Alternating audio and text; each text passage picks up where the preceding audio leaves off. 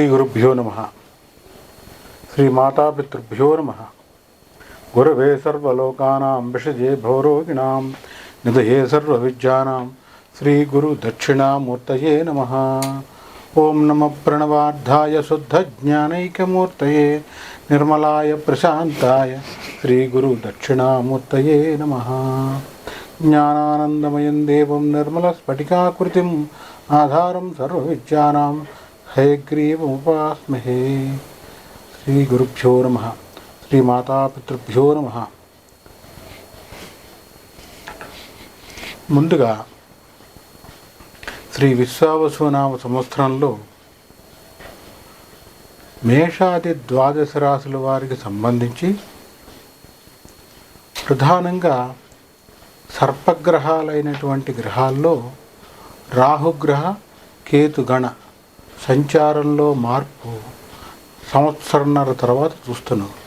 అంటే చెప్పాలి అంటే 18 నెలల తర్వాత రాహువు కేతువు వీళ్ళిద్దరూ కూడా సంచారంలో మరి మార్పును చూస్తున్నాం. ఎప్పుడు అంటే మే నెల తారీఖున 18వ తారీఖు మే నెల 18వ తారీఖు సర్పగ్రహమైన రాహుగ్రహంతో పాటు కేతుగణం ఈ రెండు గ్రహాలు మార్పు చూస్తున్నాం. దీని మార్పు వల్ల ఈ జరిగే మార్పు ద్వారా ఏ ఏ రాశుల వారికి ఎలాంటి ఫలితాలు ఉంటాయి, ఎవరికి శుభ ఫలితాలు ఉంటాయి, ఎవరికి అశుభ ఫలితాలు ఉంటాయి, ఎవరికి మిశ్రమ ఫలాలు ఉంటాయి అనేది తెలుసుకుందాం. అసలు రాహుకేతువులు ఎవరు అని పరిశీలించుకుంటే ఈ రెండూ కూడా మేషం నుంచి మీనం వరకు ద్వాదశ రాశుల్లో వీరికి స్థానం లేదు. ఏ రాశిలో ఉంటే ఆ రాశి నుంచి ఇచ్చే ఫలితంతో పాటుగా వీటికి కొన్ని గ్రహాలతో మిత్రత్వం, కొన్ని గ్రహాలతో శత్రుత్వం కూడా ఉంది. ఆ రకంగా సర్పగ్రహాలైనటువంటి ఈ రెండూ కూడా జీవుణ్ణి లేదా జాతకుణ్ణి బాధ పెడుతూ ఉంటాయి. ఇవి ఎందుకు పడతాయి దోషంలో అంటే మనం చేసుకున్న పురాకృత కర్మ అంటాం. అంటే ప్రారబ్ధ కర్మ ద్వారానే ఈ యొక్క రాహుగ్రహ కేతుగణ దోషంలో ఉండటం అనేది జరుగుతుంది. సరే, దోషంలో ఉన్నాయి, దోషం పోవాలంటే ఏం చేయాలి అనేది కూడా చెప్తాను. ఇక్కడ ప్రధానంగా గోచారం ఇప్పుడు జరిగేటువంటిది గోచారం. అంటే ఈ మే నెల 18వ తారీఖు నాడు గోచార రీత్యా రాహువు మీనరాశిలో ఉన్నటువంటి రాహువు పూర్వభాద్ర నక్షత్రంలో 4వ పాదంలో ఉన్నటువంటి రాహుగురు సంచార రీత్యా మీనరాశి నుండి పూర్వభాద్ర నక్షత్రం 3వ పాదం అయినటువంటి కుంభరాశి ప్రవేశం చూస్తున్నాం.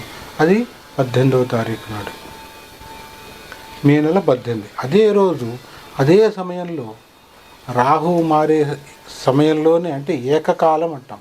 ఒకే సమయంలో ఏకకాలంలో అంటే ఒకే సమయంలో కేతుగణం కూడా అదే 18వ తారీఖు నాడు మరి కేతుగణం మార్పు చూస్తున్నాం. ఎక్కడి నుంచి అంటే కేతువు తాను ప్రస్తుతం కన్యారాశిలో ఉన్నాడు. అందున కన్యారాశిలో వచ్చేటప్పటికి ప్రధానంగా ఉత్తరా నక్షత్రంలోని 2వ పాదంలో ఉన్నాడు. 2వ పాదం నుంచి ఉత్తరా నక్షత్రంలోని మొదటి పాదం అయినటువంటి సింహరాశి ప్రవేశం చూస్తున్నాం. ఈ రాహువు కేతువు ఇద్దరూ కూడా మీనరాశి నుంచి కుంభరాశిలోకి రాహువు, కేతుగణం వచ్చి కన్యారాశి నుంచి సింహంలోకి, అంటే వీళ్ళిద్దరూ కూడా వెనక్కి సంచారం చేస్తారు. దీన్నే వక్ర సంచారం అంటాం. సంచారంలో మొత్తం 7 గ్రహాలు కూడా ఋతుమార్గంలో ముందరకు వెళ్తూ ఉంటే ఈ 2 గ్రహాలు వెనక్కి వక్ర మార్గంలో సంచారం చేస్తాయి. రాహు అయినా కేతు అయినా సర్పగ్రహాలు అవటం ద్వారా వీటి సంచారమే వక్ర సంచారంగా ఉంటుంది.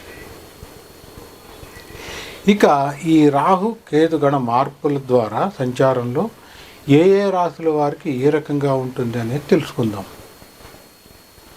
ఇక్కడ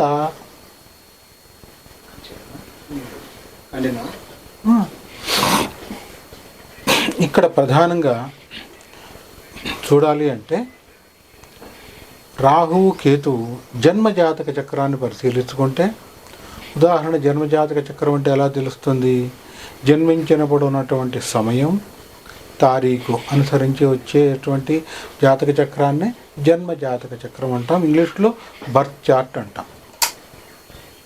కొంతమందికి రాహు జన్మజాతక చక్రంలో బర్త్ చార్ట్లో 5వ ఇంట్లో, 4వ ఇంట్లో, మరి 7వ ఇంట్లో ఇలా ఉండటం చూస్తూ ఉంటాం. 4వ ఇంట్లో ఉంటే మటుకు ఈ సర్పగ్రహాలు వాహన స్థాన సర్పదోషం అంటాం. సంతాన స్థానంలో ఉంటే సంతాన స్థాన సర్పదోషం అంటాం. అలా కాకుండా వివాహ స్థానంలో ఉంటే వివాహ స్థాన సర్పదోషం అంటాం.